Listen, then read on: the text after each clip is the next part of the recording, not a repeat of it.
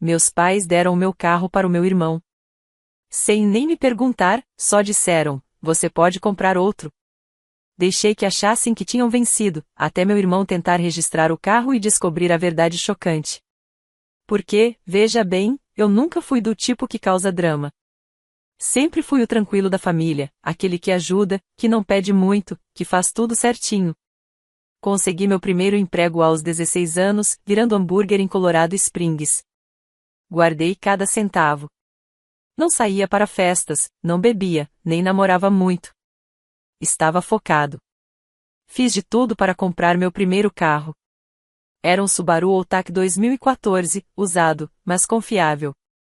Perfeito para dirigir na montanha, seguro na neve. Quando comprei, tinha pouco mais de 70 mil milhas. Paguei cada centavo do meu bolso, o carro estava totalmente no meu nome.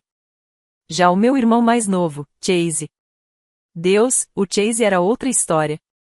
Mimado, preguiçoso, sempre metido em encrenca, mas de alguma forma sempre resgatado. Meus pais faziam de tudo por ele. Enquanto isso, eu só tinha que me virar. Morava com meus pais enquanto fazia faculdade comunitária e trabalhava meio período. Não era o ideal, mas ajudava a economizar. Eles ainda me cobravam um pequeno aluguel, que eu pagava sem reclamar. Mas o que aconteceu depois me fez perceber o quanto eles não me respeitavam. Achamos que você ficaria bem com isso. Num fim de semana, fui viajar com minha namorada. Nada demais, só alguns dias em Denver. Deixei o Subaru na garagem e as chaves em cima da minha mesa de cabeceira. Quando voltei no domingo à noite, o carro tinha sumido. Verifiquei a garagem. Depois a garagem de novo. Depois meu quarto, achando que tinha perdido as chaves. O pânico bateu. Corri para falar com meus pais. Minha mãe, com a maior calma do mundo, disse: demos o carro para o Chase. Ele estava precisando. No começo, achei que era brincadeira. Mas não. Eles realmente deram o meu carro para ele. Nem pediram, nem mandaram mensagem, nem ligaram. Simplesmente não se importaram. Fiquei olhando para eles, incrédulo. Vocês deram o meu carro para ele? Não é grande coisa, meu pai respondeu. Ele precisa mais do que você. Você está trabalhando de casa agora, de qualquer forma. Pode simplesmente comprar outro depois. Comprar outro? Como se eu não tivesse passado anos economizando? Como se fosse uma caixa de cereal que eu pudesse pegar outra na prateleira? Aquilo me atingiu. Mas eu não gritei. Não surtei. Só fiquei frio. Controlado. Vocês têm noção de que o carro está no meu nome, certo? Eu sou o dono legal. Minha mãe apenas deu de ombros. É só um carro. Não. Não era só um carro. Então, deixei que eles pensassem que tinham vencido. Fui para o meu quarto e quase não falei com eles depois disso. Não briguei. Não discuti. Só fiquei quieto. Mas fiquei observando. Chase dirigia o meu Subaru como se fosse um carro esportivo. Enchia de amigos, fumavam dentro dele. Cada vez que eu via aquele carro na rua, sentia como se levasse um tapa na cara. Mas esperei. Porque eu sabia de algo que eles não sabiam. O título do carro ainda estava no meu nome. Chase podia ter as chaves. Podia estar dirigindo. Mas não podia fazer muita coisa legalmente. O carro ainda era meu. O título original estava bem guardado, trancado num cofre debaixo da minha cama. Não era uma cópia. Era o verdadeiro. E isso significava uma coisa. Chase não podia registrar o carro. Não podia tirar placas no nome dele. Não podia fazer o seguro. E ainda tinha um detalhe que meus pais esqueceram de mencionar: as etiquetas temporárias que ele estava usando eram falsas. Descobri isso ligando para o DMV. Então, só esperei. E continuei observando Chase desfilar com o carro, até que ele foi parado pela polícia. E então veio a ligação que detonou tudo. Ei, cara, a polícia rebocou o Subaru. Algo sobre placas falsas e veículo não registrado. Chase me ligou em pânico. Você pode resolver isso? Não, respondi na hora. Não é problema meu. Ele surtou. Uma hora depois, meus pais me ligaram, furiosos. A culpa é sua, minha mãe gritou. Você devia ter resolvido isso. Eu resolvi, respondi. Cuidei disso anos atrás, quando comprei esse carro. Vocês que tiraram ele de mim. Meu pai tentou me fazer sentir culpa. Seja a pessoa madura. Eu já fui a pessoa madura, retruquei. E isso nunca me levou a lugar nenhum. Desliguei. No dia seguinte, fui ao pátio de apreensão com o título do carro em mãos e o peguei de volta. Acha que acabou aí? Não. Fica ainda melhor. Chase tentou registrar uma queixa de veículo roubado. Sim. Ele realmente chamou a polícia e disse que eu roubei o carro dele do estacionamento. E adivinha? A polícia apareceu no meu trabalho. Mostrei o título, o registro, tudo certinho. O policial olhou os documentos, riu e disse: Isso aqui tá fechado. Ele não tem argumento nenhum. E quem acabou se dando mal foi o Chase. Ele foi denunciado por falso relato à polícia. Mas não parou por aí. Meses depois, ele tentou registrar outro carro no nome dele, um Honda Civic velho que um amigo vendeu para ele. Só que, por causa da denúncia falsa e de algumas multas não pagas, o DMV bloqueou o cadastro dele. Antes de conseguir qualquer nova placa, ele teve que pagar mais de $1.300 em multas. E adivinha quem teve que bancar? Meus pais. Eles ficaram revoltados, mas, claro, ainda botaram a culpa em mim. Você está destruindo a família. Não. Quem fez isso foram eles, quando decidiram escolher favoritos. A consequência? 2 semanas depois, me mudei. Comprei um apartamento pequeno, nada luxuoso, mas meu. Não falo com meus pais há mais de 1 ano. Chase me mandou mensagem uma vez. Disse que agora entende. Pediu desculpas, mas não pareceu sincero. A melhor parte? Ainda dirijo aquele Subaru.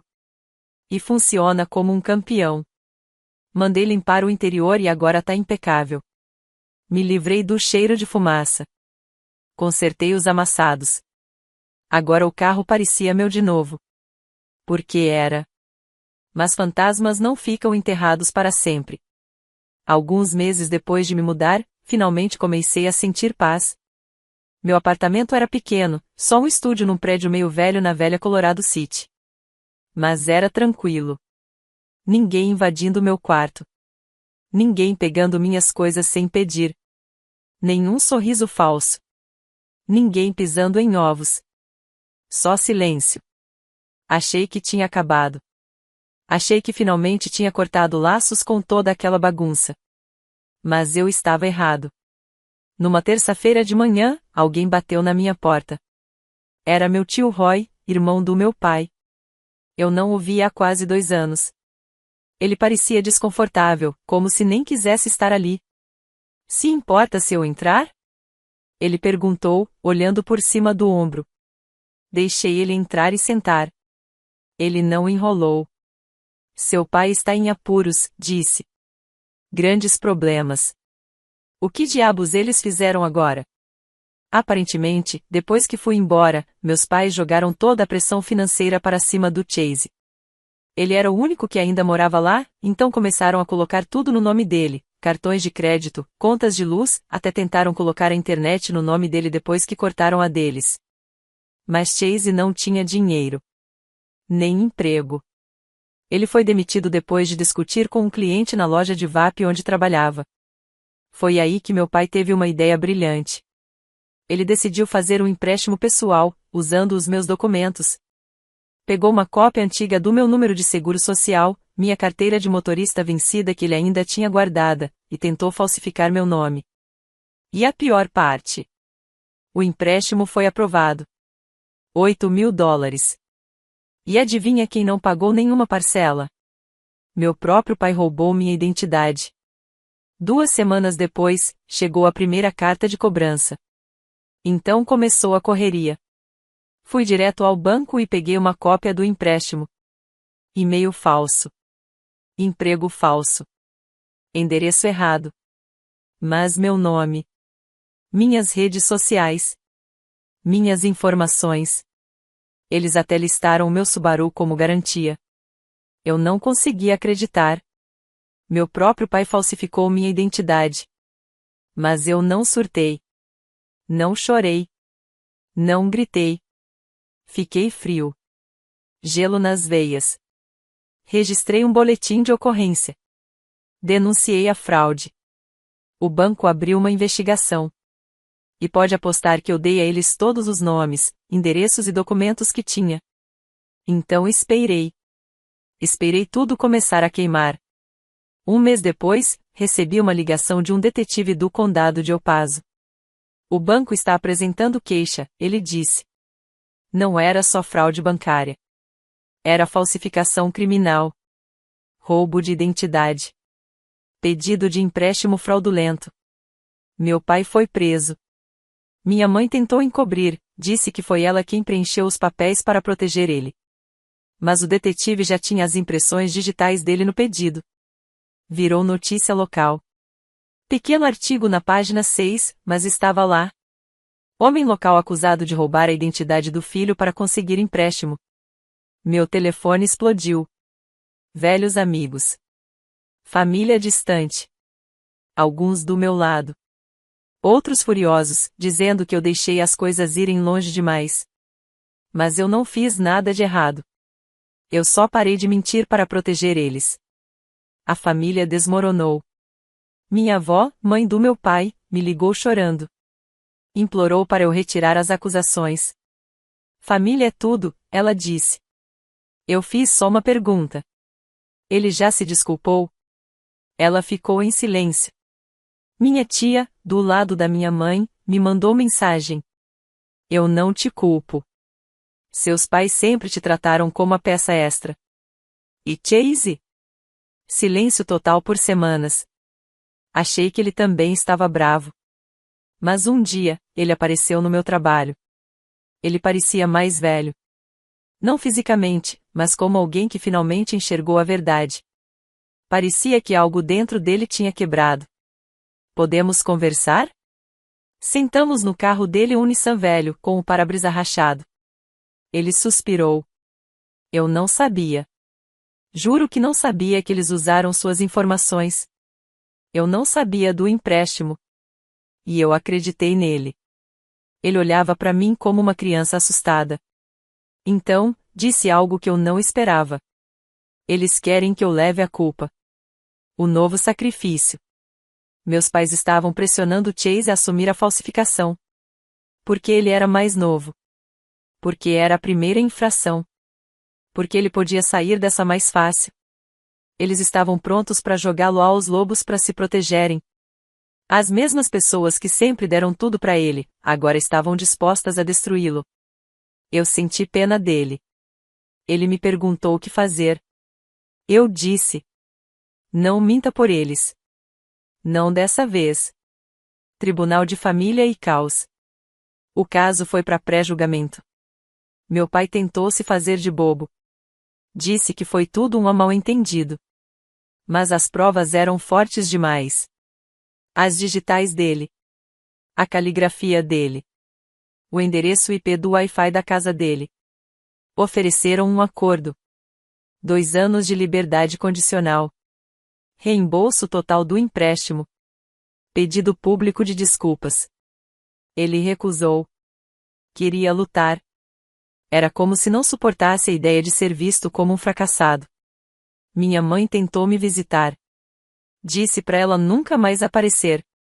Ela deixou um bilhete na minha porta. Você costumava ser um menino tão bom.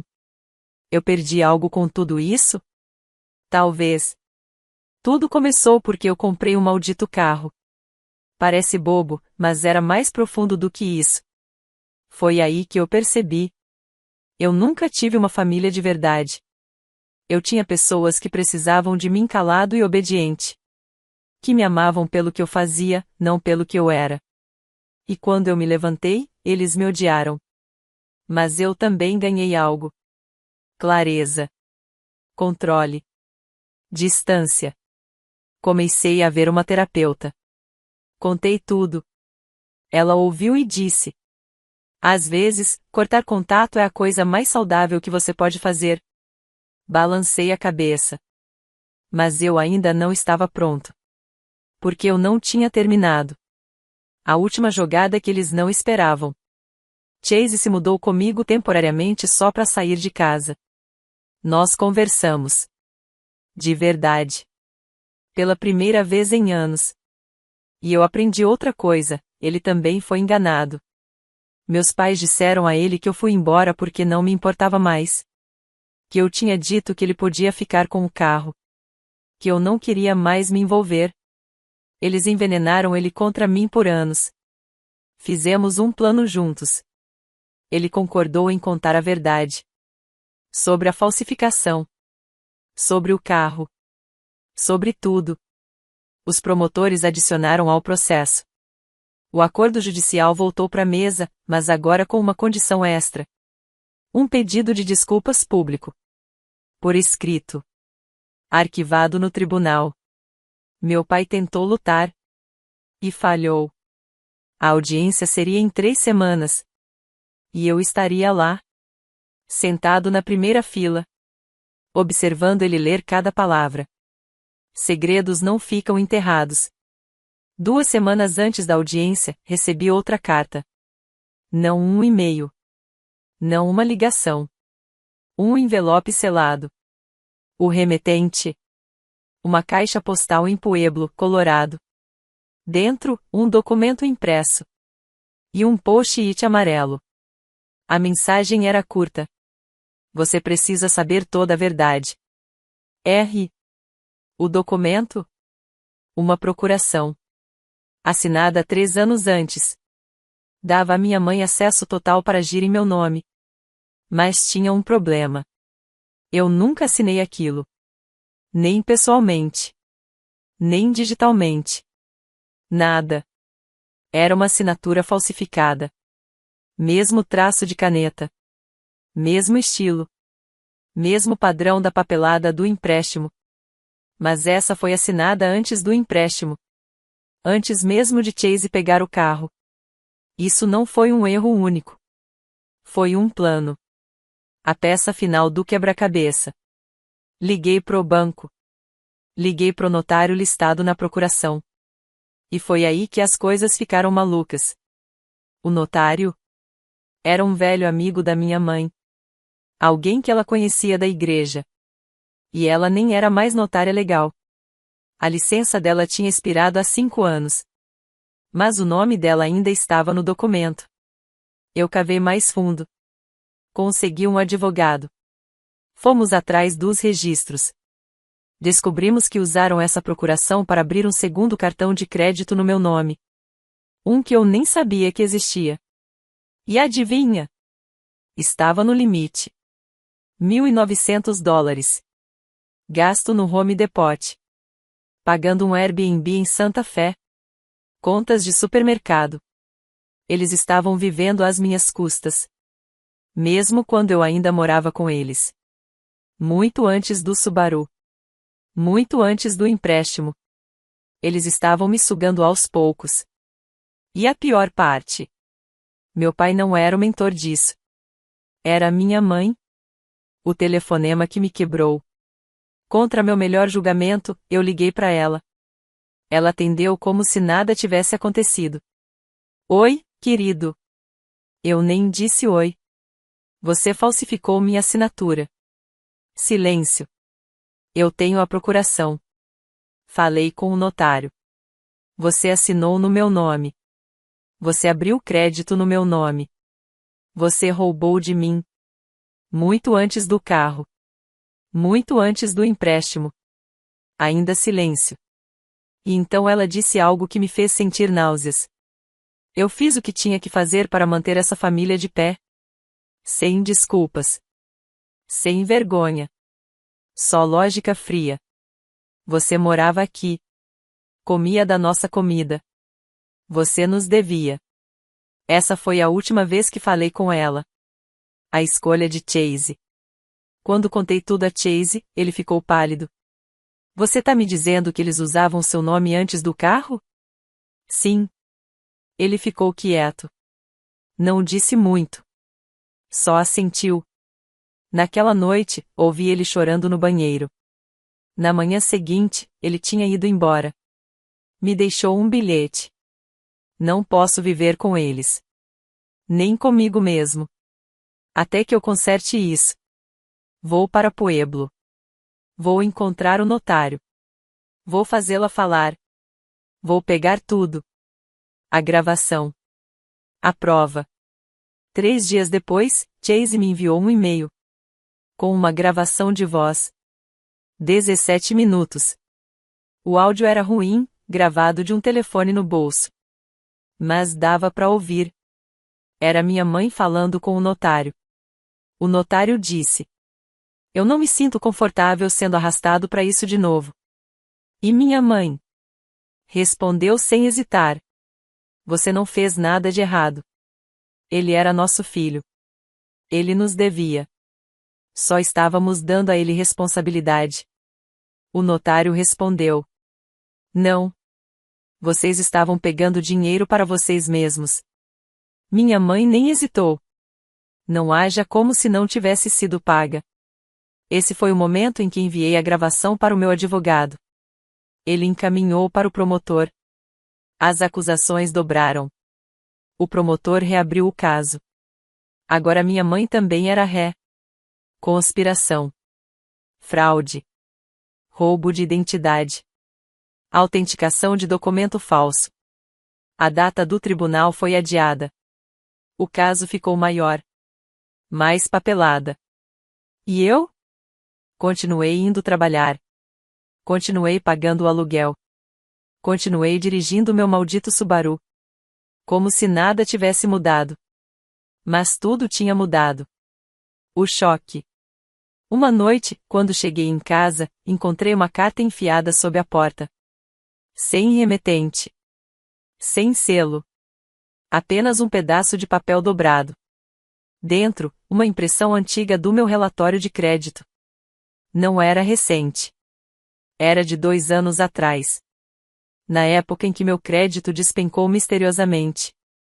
Eu achei que era por causa de um pagamento atrasado do meu empréstimo estudantil. Mas não era. Havia 5 contas abertas no meu nome. Todas em cobrança. Nenhuma era minha. E todas levavam para endereços ligados ao meu tio Roy. O mesmo tio que me avisou meses atrás. Confronto. Eu não perdi tempo. Fui direto até ele. Sem aviso. Apareci na oficina mecânica dele em Pueblo West. Entrei enquanto ele falava com um cliente. Esperei até ficarmos só nós dois. Então levantei o papel na cara dele. Ele olhou para o documento. Depois olhou para mim. E suspirou. Ela disse que você não ia notar. Ele murmurou, quase sem voz. Acontece que ele ajudou. Minha mãe estava afundada em dívidas. E Roy? Bem, ele já teve um bom crédito um dia. O fim da linha. Minha mãe afundou Roy junto com ela. Quando meu pai se recusou a continuar ajudando, ela se voltou contra mim. Começou a abrir contas no meu nome. Usou minhas informações. E Roy? Ele não cometeu a fraude diretamente, mas ajudou a entregar os documentos. Foi por isso que ele tentou me avisar meses atrás. Porque ele sabia que as paredes estavam se fechando sobre ele também. Então eu denunciei Roy. Dei seu nome ao promotor. Eles me perguntaram: Você tem certeza? Eu nem hesitei. Sim. Tenho. Ele não falsificou nada, mas transportou informações roubadas. Ele sabia o que minha mãe estava fazendo. E não o impediu. O que o tornava cúmplice da fraude. 2 semanas depois, Roy foi preso. Dessa vez, estava em todos os noticiários. Meu telefone explodiu de novo. Mas agora, ninguém os defendeu. Nem minha avó ligou. Porque ela sabia. Ela sabia de tudo. O tribunal. No dia da audiência preliminar, o tribunal estava lotado. O caso tinha crescido. Mais acusações. Audiência conjunta. 2 réus. Meu pai. Minha mãe. O caso do meu tio seria tratado separadamente. Me sentei na primeira fila, exatamente como eu tinha prometido. Chase estava ao meu lado. Com a mesma camisa amassada que usava para entrevistas de emprego. Desde que ouvimos a gravação, ele mal falava. O clima estava pesado. Você sentia na maneira como as pessoas evitavam contato visual. Na forma como minha mãe mexia no cachecol. No jeito que meu pai olhava fixo para a parede, como se estivesse em outro lugar. Então, o juiz entrou. Todos se levantaram. O promotor começou. Meritíssimo, o Estado demonstrará um esforço coordenado dos réus para explorar a identidade e a confiança financeira de seu filho mais velho, sem seu conhecimento ou consentimento, para ganho pessoal e monetário. E então, as evidências começaram a ser apresentadas. A verdade expôs tudo. A procuração falsa. A gravação de voz de Chase. As impressões digitais no pedido de empréstimo. Os registros de IP. O depoimento do notário. As contas de crédito antigas vinculadas ao meu nome. Até a confissão de Roy. Tudo fazia parte do processo agora. Minha mãe ficou vermelha. Depois pálida. Depois, sem reação. Meu pai não vacilou. Mas fui eu quem eles chamaram para depor. Falar a verdade. Em público.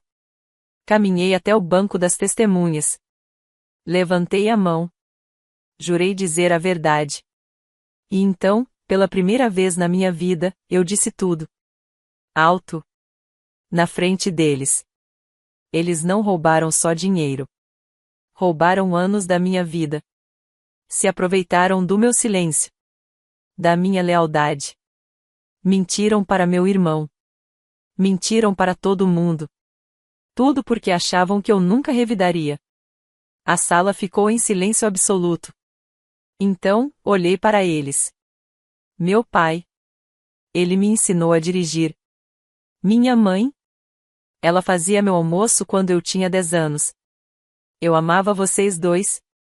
Mas vocês amavam mais o que eu podia fazer por vocês do que jamais me amaram. O lábio da minha mãe tremeu. Meu pai piscou uma vez. Mas não disse nada. O juiz declarou recesso. O confronto final. Assim que saímos da sala, aconteceu. Minha mãe avançou. A voz dela tremeu num sussurro, depois virou um grito. Você fez isso com a gente. Você nos humilhou. Chase se colocou entre nós. Ele não fez nada, mãe. Você fez. Os olhos dela dispararam para os lados, como se procurasse um jeito de fugir. Então, meu pai falou. E as palavras dele me rasgaram por dentro. Fizemos o que tínhamos que fazer. Você não teria nos ajudado de outra forma. E foi isso. A verdade. Eles achavam que tinham direito à minha vida. Ao meu trabalho. Ao meu futuro. Olhei para minha mãe uma última vez. Seu rosto se desmanchou em lágrimas. E eu disse. Eu não sou sua apólice de seguro. Sou seu filho. As consequências. Meus pais receberam uma oferta de acordo judicial. Sem pena de prisão, mas... Marca de seleção tiveram que pagar tudo de volta. Marca de seleção foram obrigados a fazer aconselhamento financeiro. Marca de seleção tiveram que prestar serviço comunitário. O advogado pressionou para que aceitassem. Eles aceitaram. O tribunal ordenou que me pagassem mais de $17.000. Provavelmente levaria anos. Eu nunca veria esse dinheiro. Mas não me importei. Porque tiveram que ficar diante do juiz e admitir o que fizeram. Alto. Na frente da família. Na frente dos amigos. Na frente de estranhos. Novos começos, e finais. Chase se mudou para outro estado. Conseguiu um emprego em Fort Collins, trabalhando com logística de depósito. A gente conversa uma vez por mês. Ele está reconstruindo a vida. Roy perdeu o negócio. A loja dele fechou depois que ele se declarou culpado. Desde então, não nos falamos mais. Minha avó. Ela me mandou um último cartão de aniversário. Nenhum bilhete. Só $20. E um desenho que eu fiz quando tinha 7 anos, dobrado entre as páginas. Nunca respondi. A cura não é uma linha reta. 6 meses depois, minha mãe ligou. Deixou uma mensagem de voz. Eu só queria dizer que sinto muito. Sei que isso não conserta nada. Sei que te magoei. Sinto sua falta. Nunca retornei a ligação. Às vezes, me sinto mal por isso. Às vezes, não. O que fica? A terapia ajuda. Ainda vou todas as semanas. Ainda dirijo o Subaru. Agora ele tem 210 mil milhas. Funciona meio mal de manhã cedo. Mas eu não me importo. Porque toda vez que sento no banco do motorista, eu lembro. Lembro do dia que tiraram ele de mim. E lembro do dia que peguei de volta. Não só o carro. Minha vida. Cicatrizes. Eu não sei se um dia vou conseguir confiar de verdade em alguém de novo. Não do jeito que confiava antes. Quando a traição vem das pessoas que te criaram. Ela quebra algo em você. E isso não cura como um osso quebrado. Cura como tecido cicatricial. Grosso. Rígido. Sempre te lembrando. Mas aprendi algo importante. Diamante azul pequeno, você não deve lealdade a quem te machucou. Diamante azul pequeno, só porque alguém te deu a vida, não significa que tem direito a ela. Diamante azul pequeno, às vezes, amor tem limites. Diamante azul pequeno, e às vezes, ir embora não é traição. É sobrevivência.